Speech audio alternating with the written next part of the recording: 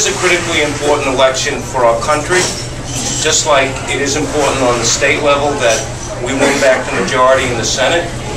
We've seen the arrogance of one-party rule, whether it's in Albany or whether it's in Washington. We see a philosophy that's changing in this country from no personal responsibility. If you fail, it's the government's fault, which is wrong.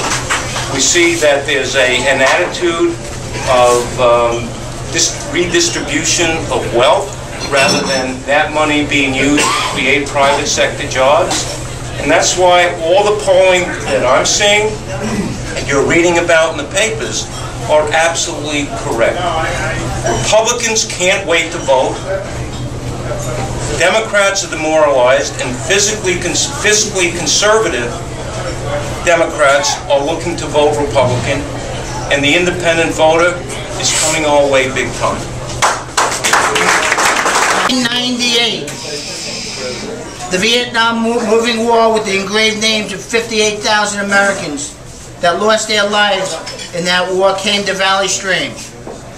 During those 5 days on display, thousands came to visit this moving monument to pay their tribute to our war dead. Congresswoman Carolyn McCarthy was a no-show.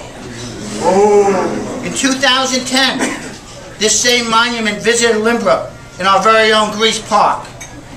As like the Valley Stream display 12 years ago, it was displayed for 5 days. Again, our congresswoman was a no-show. The disconnect between Carolyn McCarthy and the residents of our congressional district gets more and more serious each term that she serves. We can no longer feel confident with a congressional representative that is persuaded by the likes of people like Barney Frank, Harry Reid, Nancy Pelosi, Barbara Boxer, and other disconnected liberal Democrats. We need a congressman that demands accountability from a broken bureaucracy. And that changed the way our district is represented in Washington. And that person is Fran Becker. Yeah. First, thank you so very, very much for coming this evening and joining with me tonight and helping me raise some money and share some fellowship.